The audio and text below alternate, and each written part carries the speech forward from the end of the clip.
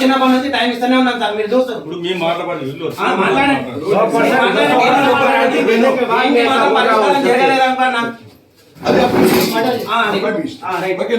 అన్న ఒక్క మనిషి ఏడి కూడా అందరం మీరు మాట్లాడే మీరేదో మాట్లాడాలని లేదు.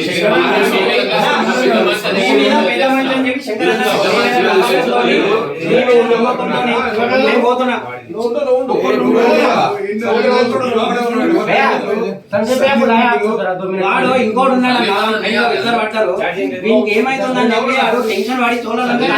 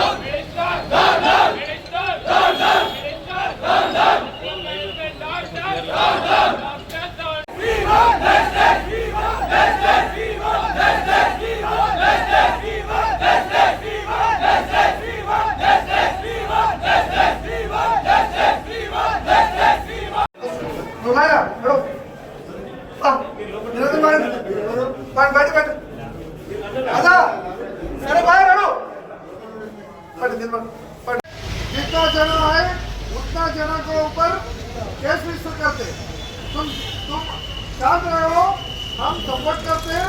सपोर्ट करके आपको जो प्रॉब्लम है वो सॉल्व करने के लिए हम इधर है।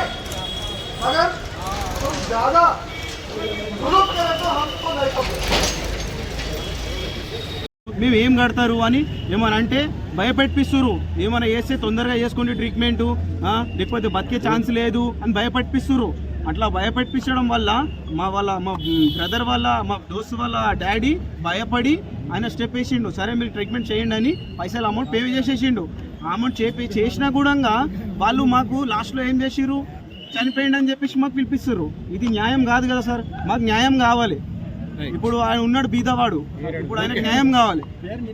మొహమ్మద్ షాకీర్ చెప్పారు, ఏమని చెప్పారు, సక్సెస్ అయిపోయింది ఆపరేషన్, కంగ్రాచులేషన్ అని మాకు హ్యాండ్ షేక్ కూడా ఇచ్చిండు. హ్యాండ్ షేక్ ఇస్తే మేమేమనుకున్నాం, నైట్ 9 o'clock హ్యాండ్ షేక్ కూడా ఇచ్చిండు. సక్సెస్ అయిపోయింది. మార్నింగ్ లేచి మాట్లాడతాడు మీ బ్రదరు, మంచిగా అవుతాడు, ఓకే అవుతాడు అని చెప్పి వెళ్ళిపోయిండు. సరే ఓకే అని మేము మంచిగా సంతోషంగా ఇంటికి పోయి అన్నం తిని వచ్చి లోపు మళ్ళీ ఈడ వేరే కొత్త స్టోరీ క్రియేట్ చేసేసారు. ఆయనకు హార్ట్ బీట్ నడుస్తలేదు, అది ఇది అని కొత్త స్టోరీలు నడిపించారు. ఇట్లా హామీ ఇచ్చి మాకు ఇట్లా నమ్మక ద్రోహం చేయడం చాలా ఇబ్బంది కదా సార్. ఎంత అమౌంట్ కట్టారు? ఒక 1,50,000 వరకు కట్టినాం. కట్టిన తర్వాతనే చెప్పారు. ఇది ఆల్మోస్ట్ కట్టేసినాం, మొత్తం బిల్ అమౌంట్ చేసేసినాం, పే చేసేసినాం ఆల్రెడీ. చేసినాక పొద్దున్న మెల్లమెల్లగా చెప్తారు అది ఇది అని మెల్లమెల్లగా కొత్త స్టోరీ డే చేస్తారు. ఇట్లా చేస్తారు. ఇది కావడం ఈ డాక్టర్ల నిర్లక్ష్యం వల్లనే మా బ్రదర్ చనిపోయింది. ఇప్పుడు దానికి న్యాయం, మా బ్రదర్కి న్యాయం కలగాలని మేము ఇక్కడ కోరుకుంటున్నాం. దానివల్ల మేము మా యూత్, మా ఫ్రెండ్స్ అందరం ఇక్కడ నిలిచినాం. ఆయనకు న్యాయం కలగాలి. మళ్ళీ ఈ హాస్పిటల్ ఉండే ప్రసక్తి అసలు లేనే లేదు ఇక్కడ. ఏమన్నా నమస్తే అండి, నేను ఒక ఐటీ ఎంప్లాయీని. ఇప్పుడు సాయి వైభవ్లో ఉంటాను. గట్టిగా అయితే పోయిన నెలలో మా నాన్నకి మిషన్ వర్క్ చేస్తూ ఉంటే 3 ఏళ్ళు ఈ 3 ఫింగర్స్ కట్ అయ్యాయి. 3 ఫింగర్స్ కట్ అయితే ఇంక నాకు పక్కనే అని చెప్పేసి హాస్పిటల్కి ఇక్కడ తీసుకొచ్చాను. తీసుకొస్తే వాళ్ళు చూసి ఏమన్నారంటే మెడిస్టార్ హాస్పిటల్ ఇక్కడ ఇంద్రేశంలో ఉంటుంది, మెడిస్టార్ హాస్పిటల్. తీసుకొస్తే డాక్టర్ ఆర్తో రవి అని సంథింగ్ పేరు ఏదో నాకు పూర్తిగా ఐడియా లేదండి. రవితో స్టార్ట్ అవుతుంది నాకు తెలిసి. సో అతని దగ్గరికి వస్తే అతను ఏమంటున్నారంటే చూసి వేలు తీసేసేయాలి, అవసరం సెట్ కావని చెప్పేసి అన్నారు. లేదు సార్ అలా కాదు, వేలు సపరేట్ అయినా కానీ అంటిస్తారు, అంత టెక్నాలజీ ఉన్నాయి ఇవాళ రేపట్లో మన దగ్గర. బట్ మీరు ఒకసారి ఆలోచించండి సార్ అంటే ఆయన అన్నాడు, నువ్వు 100 ఇదే వర్డ్ యూజ్ చేశాడండి, మీరు 100 హాస్పిటల్స్కి వెళ్ళినా కానీ ఇదే చెప్తారు, వేలు మాత్రం అతుక్కోవు తీసేసేయాలని చెప్పారు. సో అది ఒక అయిపోయింది. నెక్స్ట్ డాడీ ఒక పక్క బ్లడ్ పోతూనే ఉందండి. రిసెప్షన్ దగ్గరికి పిలిచి ఎంత అవుతుంది అది ఇది అని చెప్పేసి బడ్జెట్ విషయం, అమౌంట్ విషయం మాట్లాడుతూ చెప్పారు. సార్ నేను ఐటీ ఎంప్లాయీనండి, నా దగ్గర హెల్త్ కార్డు ఉంది, సో మీరు దాంట్లో నుంచి తీసుకోవచ్చు, నో ప్రాబ్లం అని అంటే కార్డు మీద అన్నీ వస్తాయో రావో మాకు తెలియదు, మీరు ఎంత కట్టుకోగలరు, నువ్వు ఎంత అయితే ఇవ్వగలవు అని చెప్పేసి అసలు ఈ క్వశ్చన్స్ ఏంటో నాకు అర్థం కాలే. అంటే ఒక బిజినెస్లో ప్లాన్లో మాట్లాడుతున్నారు, ఇంత బడ్జెట్ ఉంది, నువ్వు ఎంత పెట్టుకోగలవు, ఇలా మాట్లాడుతున్నారు. అది నాకు బాగా అసలు నచ్చలేదండి.